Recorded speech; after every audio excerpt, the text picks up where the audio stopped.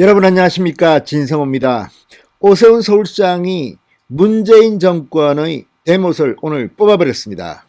자, 오세훈 서울시장 오늘 서울시청에서 긴급 기자회견을 가졌습니다. 그리고 이 재개발 사업을 위해서 6가지 규제를 풀겠다고 했습니다.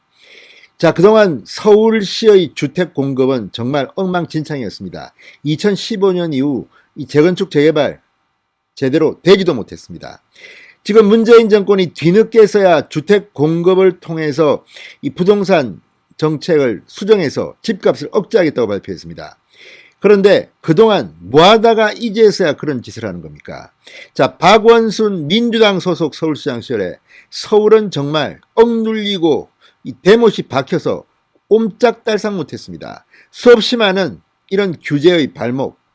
자, 재개발 걸림돌로 평가받았던 주거정비 지수제라는 게 있습니다.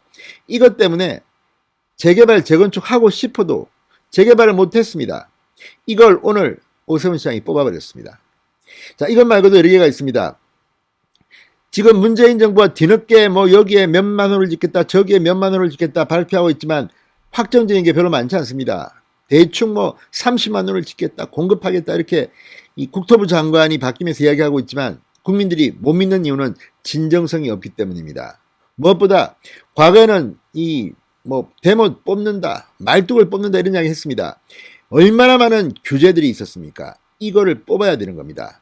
자, 오세훈 시장 그동안 취임한 지 그렇게 오랜 시간이 걸리지 않았습니다. 그동안 준비했던 이 부동산 정책을 하나둘씩 풀고 있습니다. 물론 이런 정책이 시행되면 짧게는 집값이 오를 수도 있습니다. 그러나 멀리 보면 공급이 있어야만 집값을 잡을 수가 있습니다. 지금처럼 서울시 규제가 심해서야 경기도 인근도 지금 막 오르고 있습니다.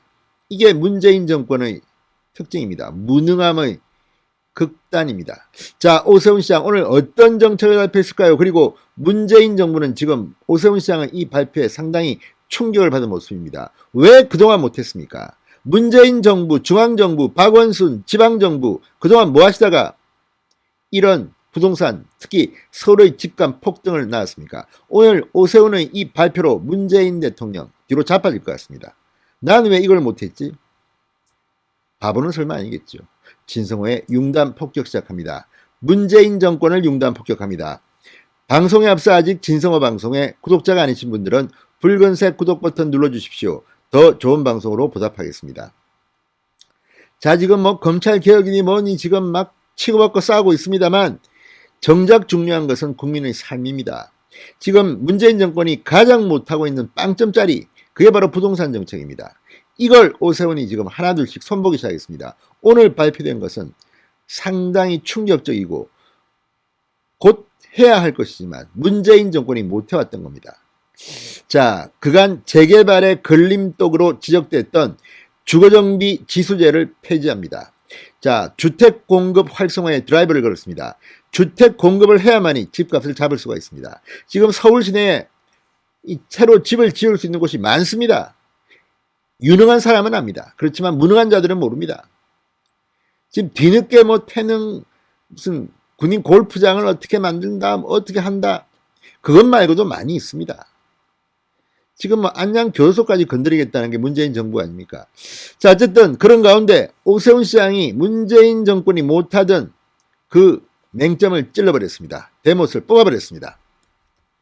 자, 그동안 과도한 재개발 재건축 규제로 도심 내 주택 공급이 막혔다고 판단한 오세훈 시장은 오늘 여러 가지를 발표했습니다. 중청 주거지역인 제2종 일반 주거지역의 7층 제한을 완화하고 그러한 도시재생 사업 등을 이유로 재개발 해제 구역이 됐던 지역은 주민 합의를 거쳐 신규 구역으로 지정한다는 방침입니다. 지금 서울을 가보면요, 성북구 이런 데는 대표적인 겁니다만 이 도로 하나 사이로 저쪽은 완전히 아파트 천국처럼 되고 여기는 완전히 옛날 동네입니다. 집값이 8억 차이가 나는 게 어쨌든 지금 이런 현장 르포 기사를 보고 있으면 정말 박원순 서울시장 그동안 뭐 했는지 모르겠습니다. 폰만 잡다가 돈 이상한 데다가 다 낭비했습니다. 100억씩, 200억씩 수천억을 뿌렸습니다. 시민단체만 수천억을 뿌렸습니다.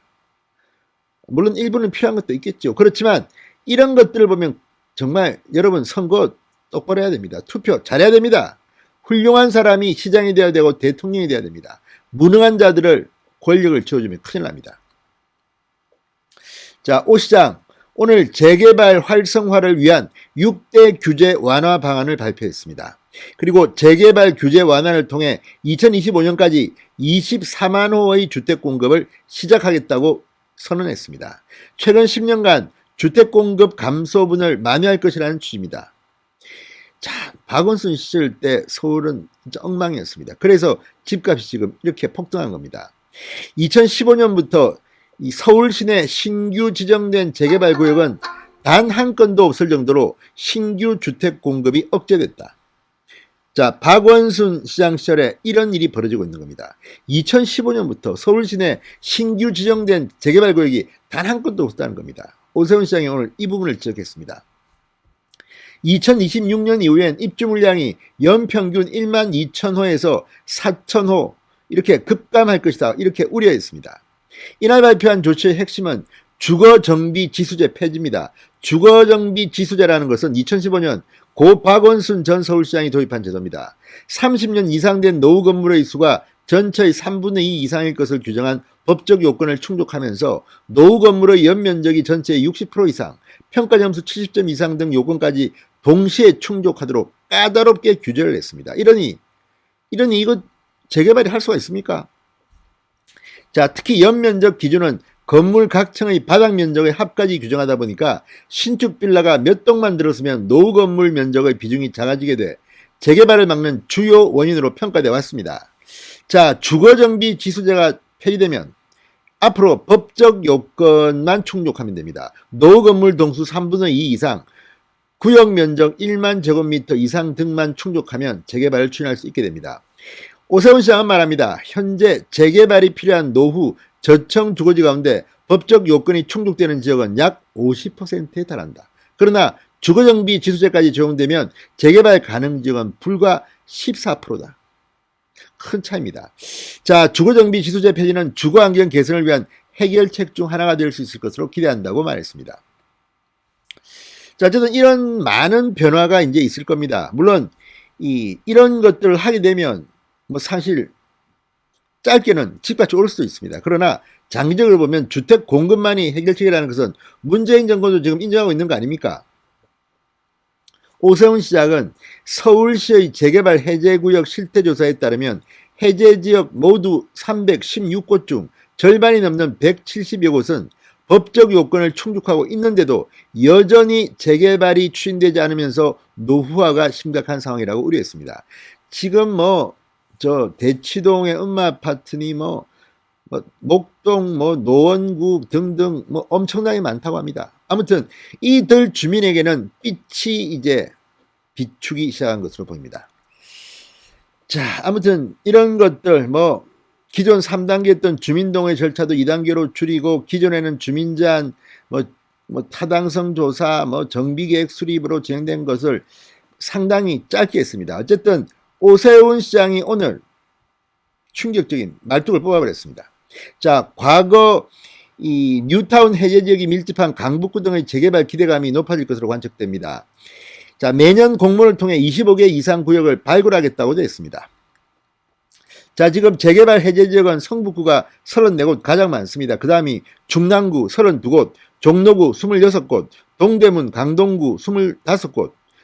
자, 어쨌든 이런 지역들이 개발된다면 서울의 주택 공급은 훨씬 더 폭이 넓어질 겁니다. 아무튼 오세훈이 하고 있습니다. 문재인 대통령 창피한 줄 아십시오. 그리고 박원순 전 시장 정말 그동안 뭐 했는지 오세훈의 등장으로 하나하나 드러나고 있습니다. 진성호의 융단 폭격이었습니다. 여러분 감사합니다.